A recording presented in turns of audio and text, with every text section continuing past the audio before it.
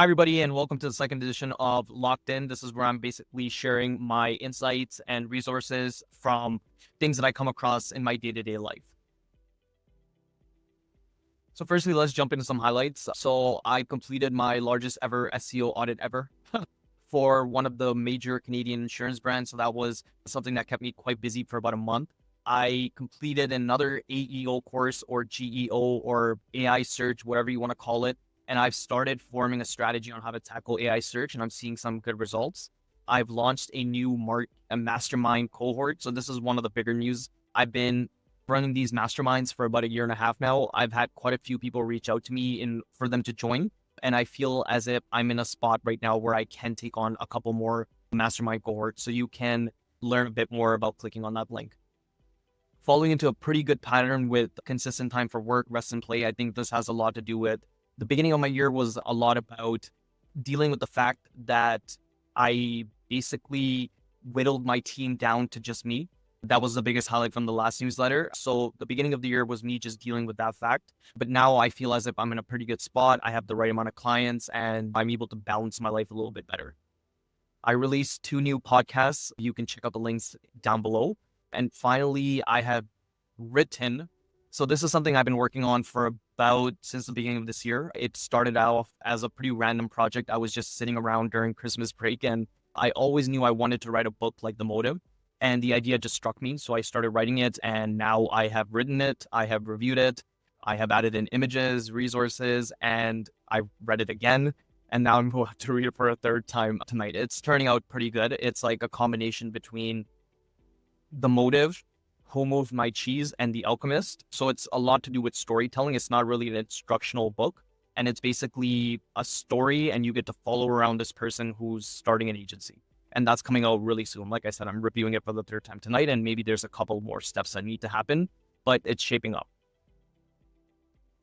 Now we jump into the key insights. So the first and most major key insight that I think I have right now is look, you can be in positions where this is something you can't do. You can't focus on 2 tasks because there's 20 tasks. And if you were just to focus on 2, then the other tasks simply don't get completed.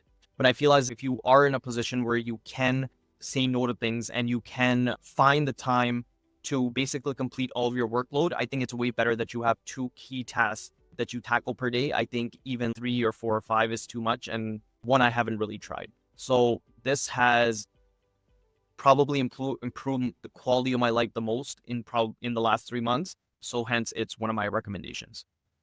The other thing that's happening right now is I've been just reflecting on life and I feel as if I've been behind the 8 ball in quite a few things. And I think that really stems from me not trusting my gut. I think whether you want to believe it or not, I think there's like a third eye, like you can see out in the future, you have intuition. Even if you watch game shows like Survivor and stuff like that, like where you have to make decisions based on imperfect information, and all of us have imperfect information.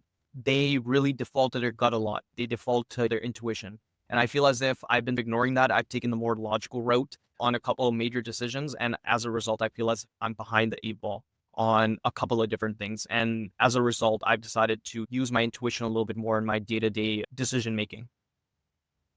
I learned a pretty cool definition. So I'll just flag these out to you as they come along for leadership.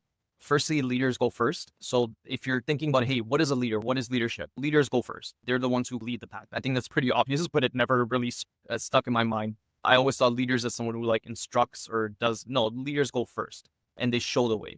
Apart from that, leaders do what they say they're going to do. So these were referenced from 2 different sources. I don't remember where they came from, but the other definition that really stuck was leaders do what they say that they're going to do. Yeah, I know, random. When you walk the path of peers, this is something that has been reinforced a lot over some time because obviously I was writing that ebook. I've written the ebook. I never released it before, and I can't say I'm like an experienced book writer by any sense of the imagination, but it was basically something that started off randomly and then it just kept picking up steam. As I wrote, more of it became clear. Apart from that, I've also launched this new service, Agency Park, which I'll be sharing a little bit more about later. But in the beginning, when I was kicking it off, like nothing really made sense. And then you take the next step and then the step after it reveals itself. And this has been relevant for basically everything else I've ever done. So maybe this is some piece of feedback that you can get for yourself. If you're being a little bit overwhelmed and you think there's a big mountain to climb, maybe just take the first step, and then your next step will be revealed, and then you'll start getting momentum as time goes on. You can't take days back. You can't take a day back. Basically, there were points in times where I'm like, oh, I'll miss a workout today. I'll make it up tomorrow, or I'll leave this for tomorrow. In reality, you don't ever really get a day back. You either do it today or you don't do it at all. So that's what that point was. You can't get days back. So if there's something planned and it's important and you need to do it, don't keep putting it off, because you will never get that time back. Even though in your mind you might think, oh, I'll put it off and there's more time in the future. Not guaranteed. Don't dilute yourself. This is the other really big piece of advice. So there's been points and times where, I tend to get nervous, especially when I'm speaking in front of a big crowd, or when I'm giving like a presentation, or just in general. I think I'm a pretty anxious person. And I think I'm overcoming that anxiety in part by just not diluting myself. Like, I feel as if that anxiety comes when you're trying to be something you're not, or you're trying to, yeah, essentially just be something you're not when you're going to a presentation, pretending that you know something that you don't, or just around people acting different so that they like you. I think that's what brings on the nerves and anxiety. So I'm making a conscious effort to not dilute myself. I want to show up as me, and hopefully that's good enough. Control what you can control. Yeah. So I was just thinking back, just once again, reflecting on times, and there's this piece of advice is more for people who are starting out and nothing is really working for you, because I know how that feels when you're starting off. Normally, if this is like the chart, normally what happens is you start here and then you actually go down because you're getting rid of all the other habits. You even have less, and you're putting in work. You're putting in work and you're not really seeing any results from it. And then that point, like if it happens for a couple of days, maybe some people can manage, maybe a couple of weeks, but sometimes it happens for months or years. In which case there's times you're really going to get demotivated. In which case you just need to remember that you can only control what you can control. You can't really control the outcome of something. You can control how hard you work. You can control, let me actually take a step back. So once again, this is more so referencing when things weren't really working out. Not to say that everything is working out right now, but when, let's just say 7 years ago or something like that, when I didn't really have my footing. In that case, my advice to myself would have been just you control how hard you work. You control how big of a network you get. You control if you go to the gym and feel healthy. You control your thoughts. And these are the only things you can really control. So just keep your focus there. Don't focus so much on the outcome, and the results will come.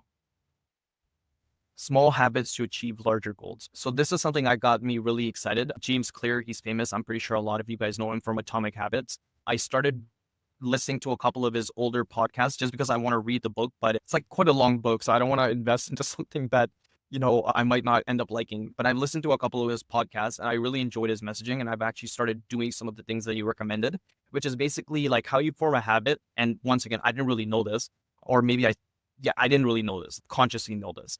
But how you form habits is, or how he recommended you form habits is, you take what you want, the outcome that you want, and then you break it down into small steps and you bring it down to something that you can do 5 minutes every single day. So for example, what's an example from my life? Okay, yeah. So I want to get to bed earlier, right? So maybe a quick 5-minute habit for me would be writing down every single day what time I actually go to bed. Because then I can consciously know that, hey, look, you went to bed really late, so now you're not going to be able to wake up early. So that's maybe an example of a habit, or maybe something related to going to the gym. Maybe not full on going to the gym every single day, but committing at least 2 minutes where you do sit-ups or push-ups. And honestly, like at that point, if you're just going to do sit-ups and push-ups, you might as well get dressed and go to the gym. So these are just small ways. I've been pretty consistent with 1 or 2 of them, but it's hard. Like consistency is super hard. Even if it's something 2 minutes, it's a challenge. But yeah, that's really cool. I listened to a couple of his podcasts. I linked them down below, and I'm going to start on his book soon. I have a couple of others to get through, and then I'm going to start on that one. There are no rules. Yeah. So once again, for me, when I don't wake up on time, I'm like, oh, this day is ruined. Or something random happens and I'm just like a random meeting comes up and I'm like, oh, this entire day is gone. It doesn't have to be that way. It's really, you decide. There's no rule that says that if you woke up 30 minutes late, your entire day is going to be unproductive or bad. So it's all subconscious. That's one of the things, but I can even expand on that. There's no rules that guide you could be a different person the next moment. You're choosing to be the person you are. So if you don't want to be this person, in the next 5 minutes, you could just choose to be someone else. Of course, there's consequences to you doing that. The way you've set up your life is set up to avoid consequences or to gain pleasure and avoid pain. And the reason why you're or I can assume the reason why you're in your life right now is or the way you're basing your life is because of these two fundamental things that you need. I don't get where I was going with this. I was just gonna say, if you don't want to be who you want to be, you could just choose to be someone else. That's a choice you're making. But I understand why people choose to stay in certain positions because their life is set up that way. Because if you do make a big change, then you have consequences to that. So that's the tricky part. It's not just like a 5 minute, oh, I just want to be someone else. Dealing with nerves, I think I've already talked about this. Just not diluting myself, just showing up as myself. I am more and more. That's helping to deal with nerves. And then just apart from that, it's okay if a meeting doesn't go well. You don't have to stress so much. And to be honest with you, some people will not get this point at all. And other people will be like, yep, I get what you're saying, Ali. Because honestly, even like after this much time of me like taking meetings, I'm still nervous. Like I don't get it. It's probably just I put too much pressure on myself. So yeah, it's okay if it doesn't go well. And I, honestly, when I go in with that mindset, the meetings tend to go a lot better. Not to say that any of them don't go well, but it seems to be a lot more smoother. 2 day sprints on one project. Yeah, boiling down to focus. Like what I feel as if what happens is when you're tackling, for me, for example, bookkeeping has been a mess. So instead of me trying to just tackling bookkeeping when the fire arises, instead of doing that, let's just take 2 days. I won't work on anything else, and I will just focus on this one thing that I need to solve. And what happens is there's a lot more clarity. You get a lot more done. You get exponentially more done. And then just apart from that, at least for me, it takes me a long time to ramp up. So like it takes me like a couple hours to like really hit flow state. But when I'm in flow state, I can really go. And as soon as you hit flow state, if you have a meeting that you have to attend, or you have to go to an event, or you have to tackle this other sort of thing that you need to do, it really takes away from it because now you have to go back, you have to reset, then you have to get into flow state again. So if you can really carve out like 2 days or at least 2 half days back to back, I think you can really make big impact, or at least it's worked for me. I know that's not realistic if you have like kids and if you have like other responsibilities. I know that's a little bit unrealistic, but I hope you get the sentiment of what I'm trying to say. If you can carve out, let's just focus on this one thing for as long as I need to, and then move on to the next.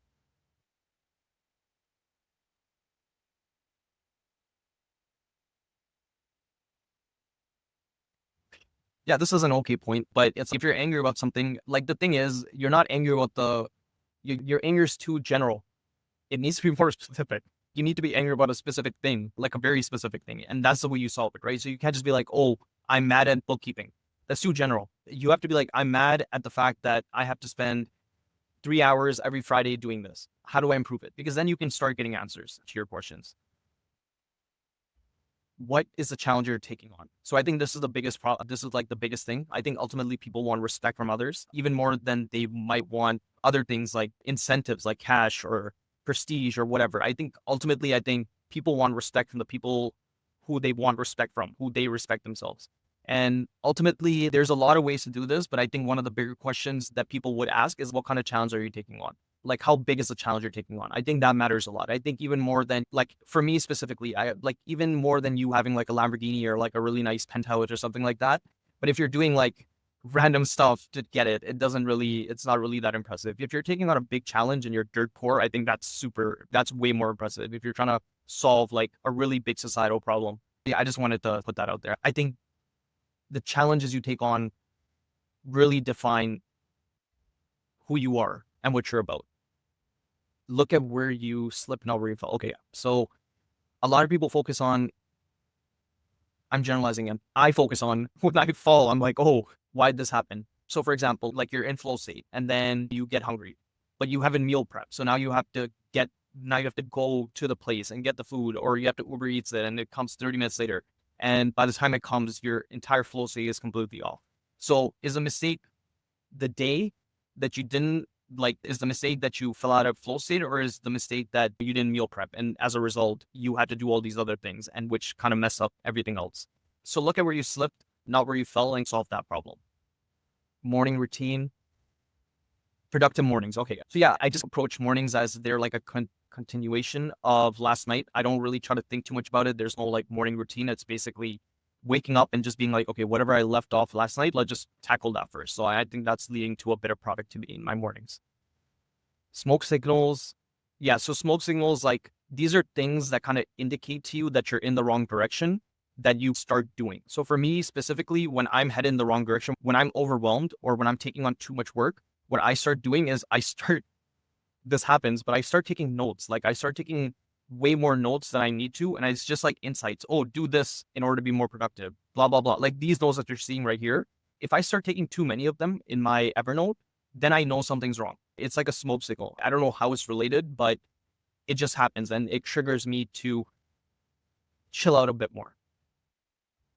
Talk to yourself. Yeah, I think this is like a big thing, especially when like for athletes, they tend to talk to themselves a lot because they're in like very high pressure situations. I think when you're in a very high pressure situation, if you just talk to yourself down, not talk yourself down, but talk yourself in an encouraging way that kind of motivates you, I think that does really have an impact. And you can change your state pretty fast by just like positively talking to yourself. Just an insight.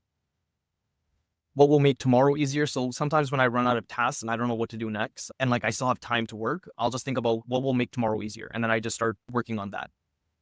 Talk less. Yeah. I don't think there's anything. If you talk less, you can listen more. You don't need to talk that much in life in general. I just believe that. Let me move on.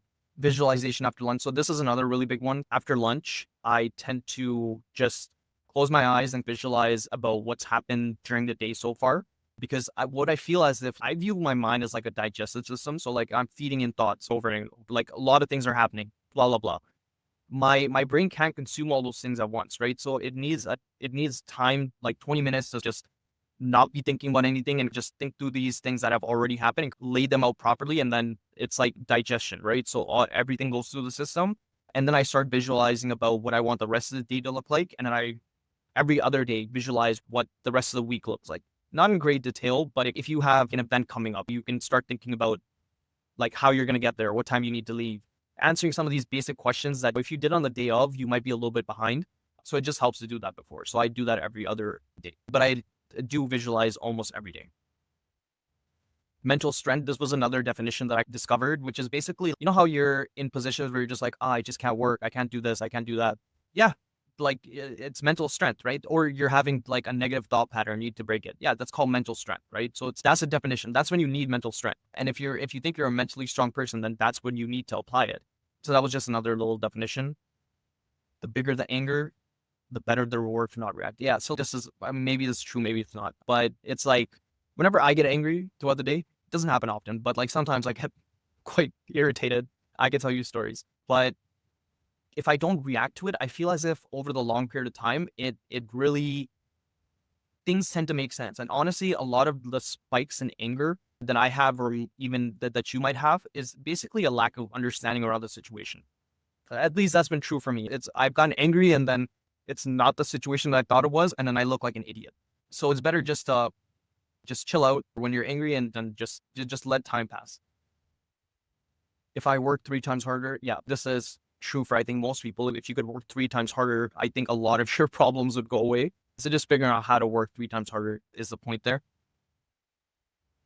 Everything happens for a limited time. Enjoy it. Yeah, so everything, like we're evolving, right? Everything is moving. Nothing is still.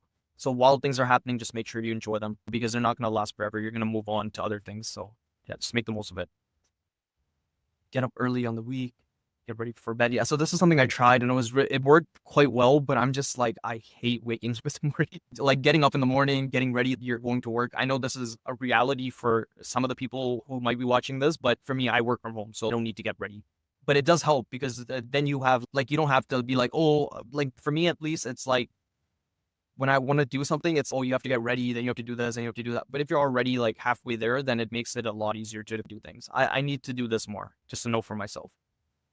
Don't force it. Yep. I view life as, or life in general, as like the Chinese finger trap, where it's like the harder you try to get out of it, the less progress you make. Whereas if you just slowly let things go, you'll get your finger out. You can search it if you don't know what I'm talking about. Anytime you cheap out, it hurts. No explanation needed there. Yeah, just get what you need, man. Yeah, I don't know. This is just advice for me. Anxiety, thinking too far ahead. Yeah, once again, anxiety, I think it happens when you think too far ahead. So a strategy that I've adopted is not thinking too far ahead, just thinking about what's next that I need to do and then just letting it unfold on its own. Having fun, no expectations. Once again, like when you just approach things from the point of view, like if you're really stuck on something, just be like, okay, I'm just doing this for fun. No expectations, whatever happens, I'll just scribble. If you're creating a presentation, you have no idea what to do, just have fun, do whatever you want, and it will just come together. The other thing that I found really helps when you're unable to make progress on something is just to break it down into something that's 2 minutes and then just keep expanding upon there. And once you get momentum, it'll become so easy. You don't need to do this forever. You just need to do this for a couple minutes and then you'll get momentum and then you're off. What would need to happen for this to be unreasonable that you don't win? Yeah, so when this boils down to like preparation and work, I think I stole this from Alex Ramosi. Like, what would you need to do for it to be unreasonable that you don't win at this? Do that and you'll be good. Worrying is a misuse of imagination. And it's just advice from me. A special call out. So I have been running or moderating a couple of masterminds for the last maybe year and a half. A lot of really good response from it. And recently I've started getting quite a few people reaching out to me in order to join. Unfortunately, you can't have an unlimited amount of people in masterminds. It's an hour long. I try to cap it at 6 or 7. But since there's so much interest, I wanted to see if there's enough interest that we can actually, that I can actually dedicate more time to it and see if we can end up helping more people. So if you want to learn a little bit more about it, you can click, or if you want to join, if you already know what it is, and a couple of you probably already do, you can just sign up here. If you want to learn more, you can check out the website here. But it's basically like the essence of it was a couple of different things. So firstly, I think this is a pretty lonely journey. At least mine was for like the first 3.5 years. You can go to events, you can do a whole bunch of different things, but ultimately, if you're not, you don't really have that feeling that you did in an office workspace where it's like the same people. You get to you get to talk and you get to build those relationships. So I think that's really missing from the agency freelancing world. And your options are quite limited. You can join, you can go to events, which to be honest with you are hit and miss. And yeah, the events are quite hit and miss. You can go to conferences, same deal, and they rarely happen. You can get coaching, which is like one-on-one, which is not the same essence at all. And also you're only getting one perspective. You can even do group coaching, which is okay. But I don't really think there's an opportunity for you to just, I don't know too many people who have this peer group of 6, 7 people who they trust, they've been building together, they can knowledge share and really keep each other out the weeds as well as put each other onto opportunities. Apart from the loneliness part of you, I think these things work because of a couple of different things. When you show up to the mastermind, you have to say what you're doing out loud. And I think just the fact that you have to say what you're actually doing out loud, I think it makes more sense. Even your problems, when you say them out loud, it tends to make more sense to you as a person. So I think that's the first win. The second win is you're getting to say this in front of 5 or 6 other people who are basically in the same situation as you. Maybe they don't offer the same services as you. Maybe they have a year more or a year less experience than you, but they've more or less, if you're in a group of 6 people, one of them has gone through the stuff that you're going through right now. Believe me, it's all the same problems. So you get to say it in front of other people who are also going through this, and now they can guide you towards better solutions or take you away from things that might go wrong. The other thing that's really important is now that this group of 6 or 7 people that have been with you for a long period of time have heard what you've gone through, they can start offering you advice and guidance. And then the last thing is you get to hear other people's updates. You get to see what they're up to. You get to almost compare yourself. Hey, how hard am I working? How hard is everybody else working? Are there things in the marketplace that's happening? And if you do that repeatedly every 2 weeks for a year, believe me, you're going to come up with a lot of really good insights. Apart from that, you're going to avoid a lot of very costly mistakes. So once again, if you want to learn more, go ahead. You can click either one of those links and just check it out. Yeah, and let me know. In terms of books I read, so I just finished Mike Tyson's Undisputed Truth. Oh my God. Oh my God. Mike Tyson lived a very insanely crazy life, and you should read it. And it will teach you a lot about how having enormous amounts of success at a very young age and having basically an unlimited amount of money and yeah, just the influence he had and just the experiences he had and what his overall analysis of those outcomes were are pretty crazy. I thought Richard Branson had the craziest autobiography I ever read, but I think Mike Tyson takes the crown. He was pretty out there. I also just reread The Alchemist. It was part of me rewriting the ebook, the book that I'm writing, because I wanted to base it off of that. So it's like a combination. Yeah, it was one of the books I kind of based it off of. Podcasts. So I've ordered them in order of what I thought were the greatest. So I did a whole bunch of different podcasts, but these were the ones that kind of stood out. So Alex Ramosi unleashed another 4-hour beast, which is amazing. I listened to it twice back to back. All of these I listened to it twice, except the Rick Rubin one, because I read his book. I started reading his. Yeah, these are some good ones. These are the ones that I released myself. There's a lot of really good insights here as well. So check them out. courses I took. So I completed the optimize pages for AI. So you can check out the link over here. I would recommend it, to be honest with you, as someone who's taken quite a few of these. I think Steve did a really good job. So if you can take it, I would recommend it. 21 in 21. So yeah, this is just part of me working as a solopreneur. I don't want to make the same mistakes I did last time. So right now I'm really focused on accounting, finance, bookkeeping. So those are the courses I'm taking. So this is a really good one.